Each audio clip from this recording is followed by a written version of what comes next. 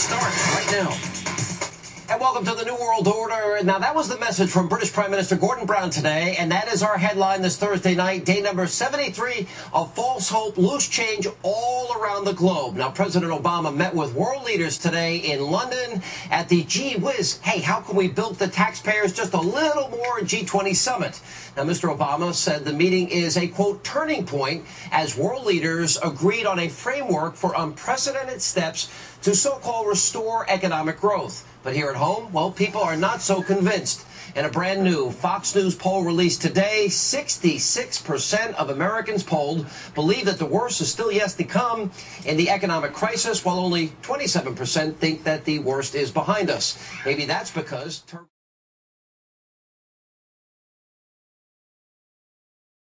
And he's still talking about spending money. Today he held a press conference in London, and he was talking about the amount of money he's going to spend on Africa and other countries. I'm thinking to myself, where's he getting all this money from if we're so broke? I realize that Obama is going to go down as the greatest of great deceivers. He's a very dishonest man. He held a press conference today, and he did not defend this country.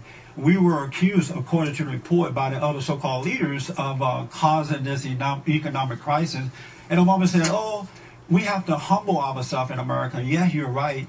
It's because of Wall Street. But he left out Fannie Mae and Freddie Mac and all those other aspects that took us into that. So, yeah, he's spending money, and I'm wondering where's all this money coming from. The chair of this public hearing has requested the chamber cleared, and that is final. A huge debate tonight about major tax changes gets so rowdy that state troopers are called in to clear hundreds of people from the House chambers. Good evening, everyone. It is the first time in recent memory that the chamber has been ordered cleared during a public hearing. The debate boils down to this. Those who support changes to the income tax system say it will cut taxes. Critics say it's a tax on a tax.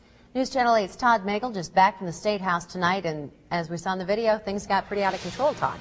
Well, Stacey, it is one of the most unusual things I've ever seen in the normally polite and very sedate Iowa State House. Tonight, it looked a little more like a hockey game. You know, I've warned the demonstrators repeatedly. What started out as a routine public hearing in the Iowa House chambers slowly grew into a battle between demonstrators and House leaders. Then, after one too many outbursts, House Speaker Pat Murphy had enough. The chair of this public hearing has requested the chamber cleared, and that is final.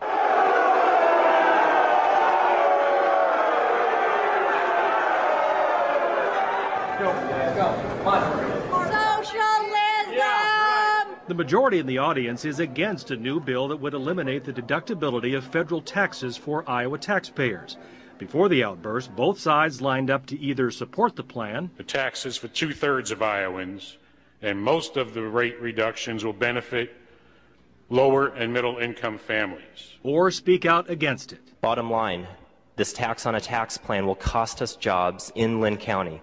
It will close businesses that are trying to come back from a flood. Not just a handful of jobs, but hundreds of jobs. A recession is the worst time to raise taxes. In the end, House leaders heard from everybody who signed up to speak, but clearly the debate in the audience turned out to be more emotional than anyone expected.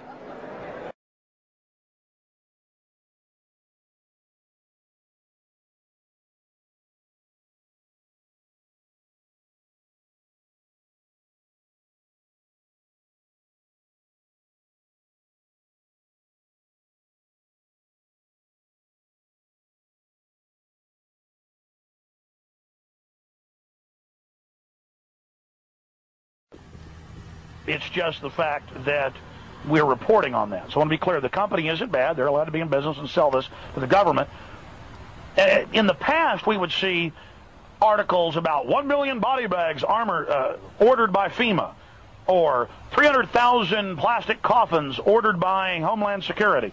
I mean, we've had all those articles. We just have never... But people don't care about an article or a news story. They want to see the coffins. So some folks in Georgia saw one of these facilities, and we've got Google photos of it and ground photos and video of it, and it is more than 500,000 of these giant coffins stacked outside. You'll have big stacks of lids and then stacks of the coffins, one inside the other. And they also have other systems that you can go read about. They also have urns for your cremated body. And this is in Georgia. The company is Polyguard Vaults, but they're in Alabama. This is a separate area, a FEMA leased area, just sitting right out by the side of a highway for the last couple years. And finally, we've mentioned this before, but finally, this is really getting big news on the web, and a big report's being done by Kurt Nemo right now. In fact, it may be up. I know he's working on it to have it up by the end of the show. Why are tens of thousands of plastic burial vaults stacked in a field near Madison, Georgia, is the headline. Polyguard Vaults, and you go to their website, and we also have photos of the trucks, giant 18-wheelers, huge 18-wheelers with these extra long flatbeds, just totally stacked with the coffins that go one inside the other like plastic Dixie cups, and they're just all there. Now, we know this is FEMA. We know that these are coffins.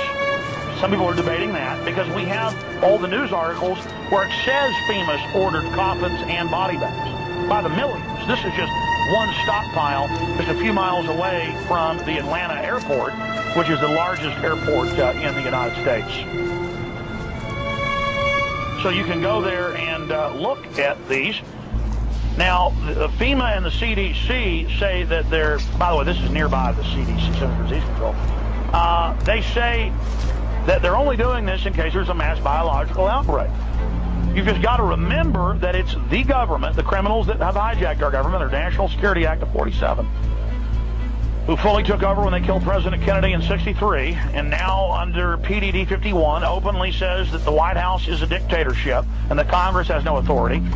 The chairman of the Homeland Security Department for 6-7 months, it's been going on for 11 months total since one of the people on the committee asked to see the documents. They're not even allowed to see the fully declassified / classified version. But on the cover sheet of PDD 51, Presidential Decision Directive 51, it says that the president is a dictator. People say, well, everything will be all right. Barack Obama will soon be in, or John McCain will. They're just puppets. They run nothing. They're there to carry out their orders. Understand, it's that executive branch that allows the private corporations that have hijacked our government to have, at least on the surface, the look of government. But a president declaring himself dictator is totally illegal and illegitimate. See, that's what you've got to ask yourself. Do you stand with the Bill of Rights and Constitution or with the New World Order? Do you stand with the Republic and the Founding Fathers or the dirtbag globalists? Is it far-fetched to imagine that these UN peacekeeping forces would be used against American citizens? The 502nd, another unit from Fort Campbell, Kentucky, is shown here arriving as peacekeepers in Somalia, wearing their UN blue berets and UN insignia.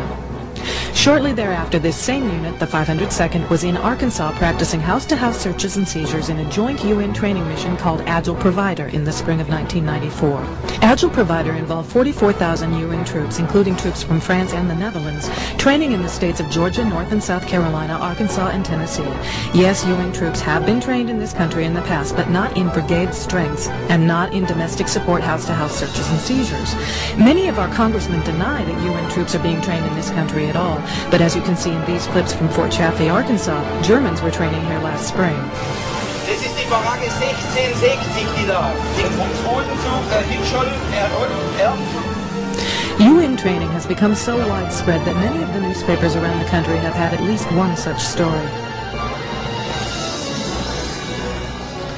This official news release from the Navy High Command at LANTCOM further confirms that UN troops were training in this country this past spring in forcible entries of homes using special operations tactics.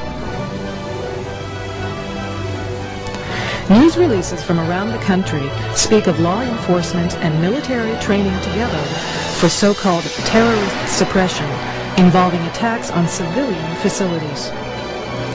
Did you know that 49 of our most famous landmarks have been given to the United Nations as supposed biospheres?